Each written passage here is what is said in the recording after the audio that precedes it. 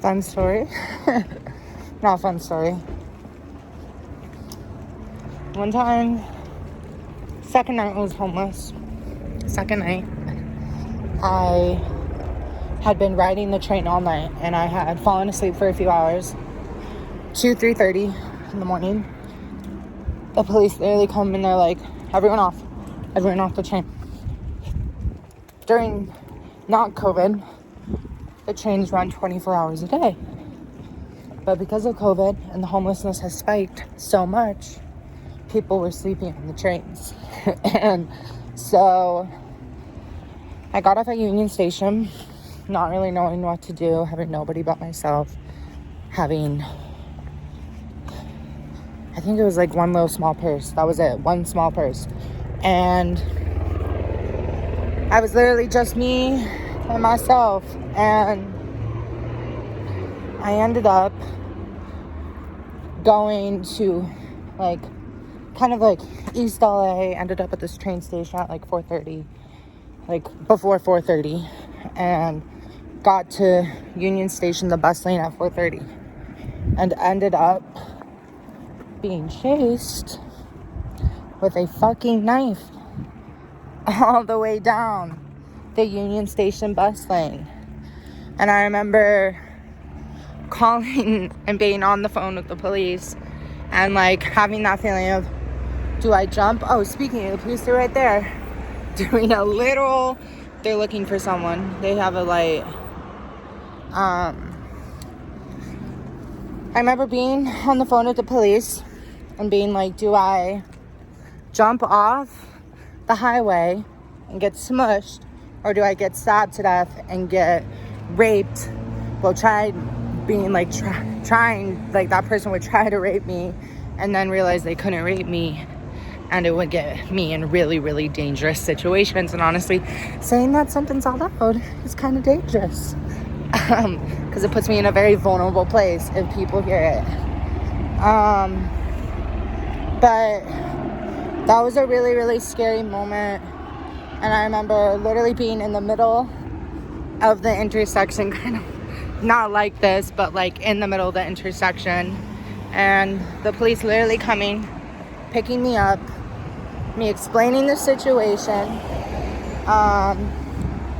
then me telling them I wanted to be an actress, them dropping me off at the first LGBT center, not on McAdam, the other one where it's the health one, and then having to figure out how to get back to the McAdam one, and then sleeping in front of that village that I had showed you, and literally all night having cars drive by me and have old men in fucking cars literally look at me and try to have me get in their cars. And this is just after giving up everything to have a new life and new education and just new world, new travels, just a new experiences. And so I remember just shivering on the streets that night. And I remember just seeing how the streets are so fucking dangerous, and how I said in one of my first big main videos, it's fucking dangerous out here. It's not safe. The streets are not safe. Los Angeles is not safe. Literally, while I'm filming this, there's a police chopper because someone is on the loose, and I don't know, I don't have the citizen app. I'm just out here living and surviving. And so this has been my life since February. And I don't know how the fuck people do. I have been homeless for 5 years. I have never, ever actually had my own home. I've never actually had my own space. So honestly, I've been homeless, on and off homeless my entire life, but really since I was 16. So 5 years. 5 years of feeling like I never have a space. And I just got my new apartment. I'm starting to feel safe again. I know that I'm protected. I know that I'm loved. I know that I'm cared for. And I know that God will always work every single fucking thing out. And I'm sorry for my language, but He will. Because all you have to do is have faith and love. Faith and love, people. Faith and love. And I just I just ask God that he just removes all the negative thoughts, negative feelings, negative experiences with myself, Travis, and people who are hurt because of my actions. And speaking of that, we are literally on Orange Drive right now, and it's this really cute house, 1301. It's really cute, has lights. But you know, I will say this, Travis and I did not have perfect memories at that house. One time I was being really rude, really sassy, and Travis had snapped at me and slapped me. And then this woman who did some really shady shit to Travis, when he was just being a good friend to one of his fake friends. And pretty much the cop showed up and I covered for him because I was so scared that if I were honest and I said, you know what, he did slap me and this is what's been going on, I would not have anything and I would have nobody. Because literally all I had was Travis. That's all I had. I didn't have my mom or dad. I didn't have my sister. I didn't have no friends. All my friends were fake. I was being this fake person. This person who was hurting deeply and in a lot of pain. And you know what? My future's bright. I have so much coming for me. I have an amazing story. I want to help women all over the world. I want to help families. I want to help change the world with my story. And I want to go to other places and learn how they love and what they eat and travel. Literally the love of my life, Travis, and heal and do lots of healing.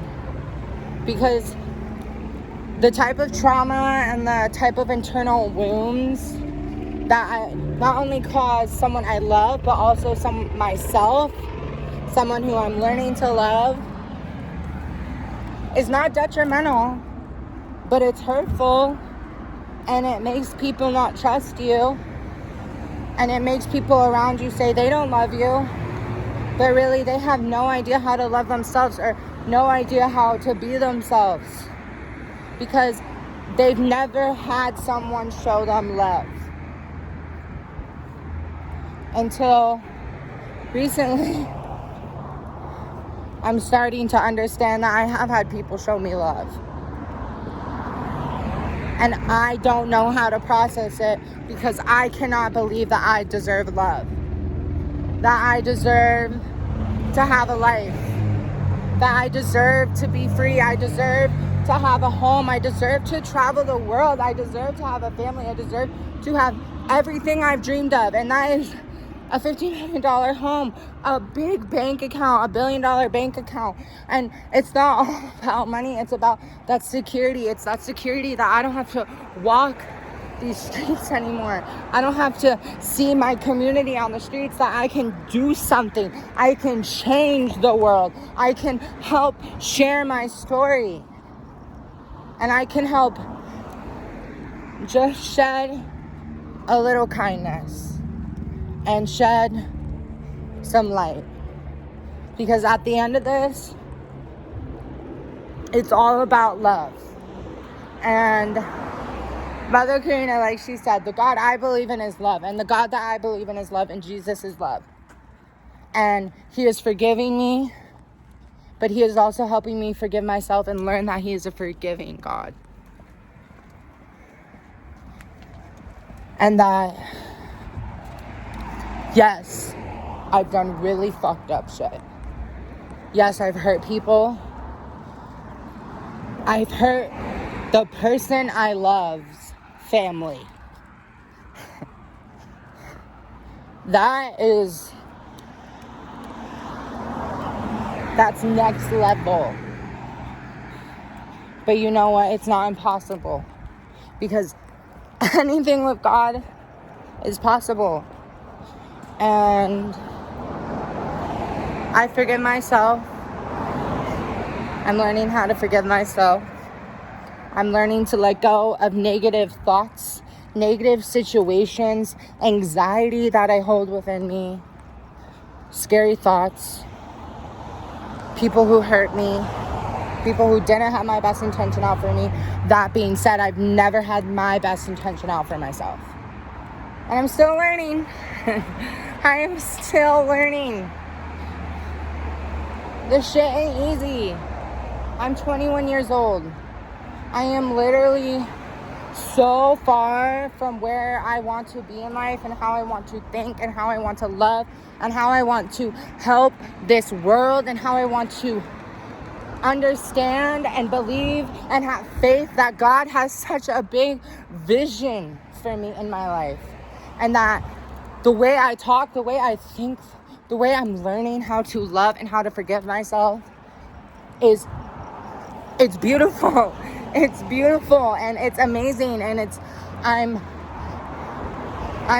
this age and I'm doing this much healing, this much processing, and I'm just getting started.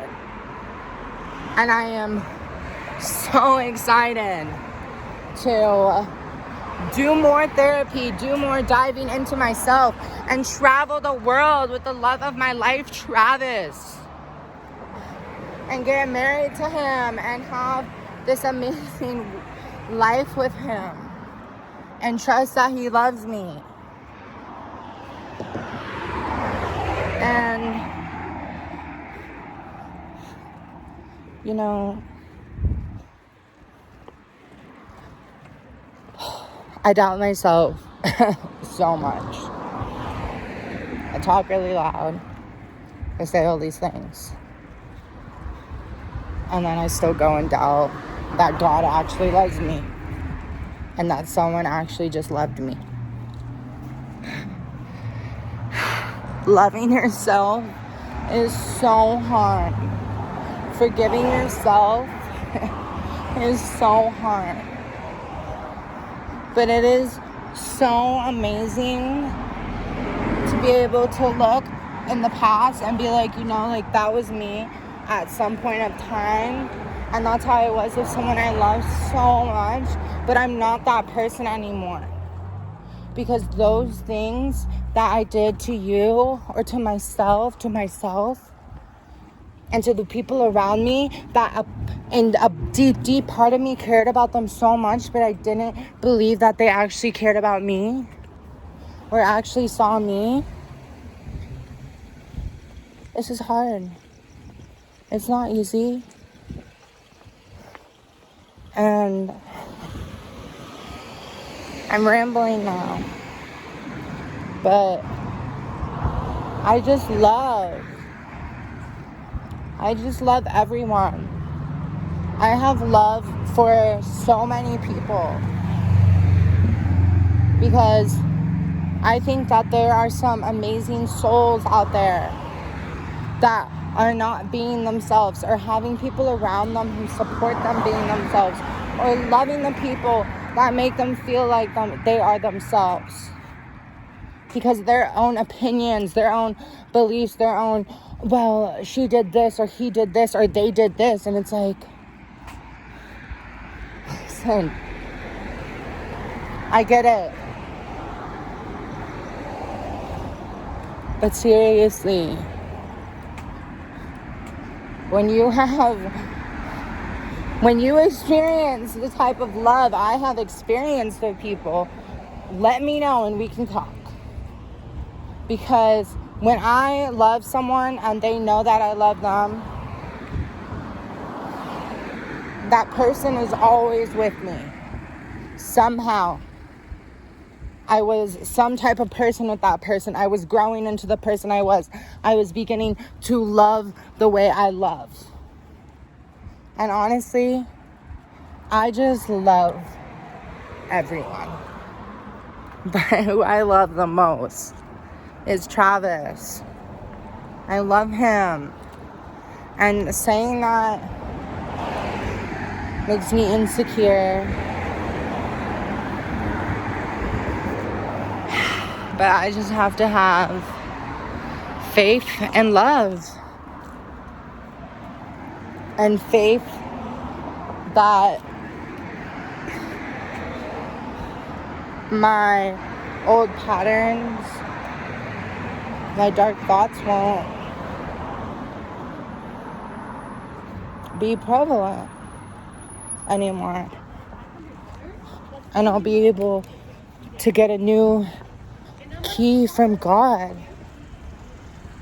and be able to say, thank you, God. Thank you for the new walk of life. Thank you for the places you're going to take me. Thank you for the lover that you have brought into my life, but then took away so fast. I don't know if you guys care, but the day before my ex and I broke up, we had gone to the beach all day. We had taken his motorcycle out that we haven't taken out in a long time. And we were going up the I-54, which is a beautiful road in Santa Barbara. And I remember us going up the road and a fire had started, like in Santa Barbara, where like we literally saw the first fire started. And we ended up going down because Travis was having issues with the motorcycle all the way up. Like he would start it and then like it would go for a little bit and then would stop. So we went down and we went to a gas station. And I had gone up to this guy and I was like, yo, do you have like $5? He gave me $10 without even saying anything. I go up to Travis, I'm running, I'm so happy. I'm like, here, baby, like, here's $10. And I ended up having this amazing day with my boyfriend. Like, we went back up the mountain. And then the police were there and the fire trucks are there. So we had to turn all the way down. And we saw the guy who gave us the gas money riding down. And I remember just waving at him and screaming at him. And then we went to Hope Ranch. And we saw this beautiful sunset and this couple from New Jersey. It was literally the week before, like, it was like March 7th. The week before COVID, like, broke out. And they were like, him and I were just like watching the sunset. We were hugging. His motorcycles in front of us. And literally, we were just loving each other. And I remember this couple coming up to us and being like, hey, I took these photos of you. And they sent them to Travis. And they're so beautiful. And then the next morning, we broke up at 4:30 in the morning because I was lying to him. I was telling him that, oh, I have a brain surgery cancer because I have brain cancer. And he knew I was lying. And he was fucking exhausted. And you know what? That was the last time that boy and I saw each other. And when we broke up, he gave me the sheets, the pillows, the comforter, and everything that we slept with for 1.5 years. Because that was the only thing in that time he could give me to show me that he loves me so much. And that those times when we would just be together and the happiest and he was holding me were some of the best times. And I love you so much, Travis. And we have so many more times coming. And I am back home. God bless all of you.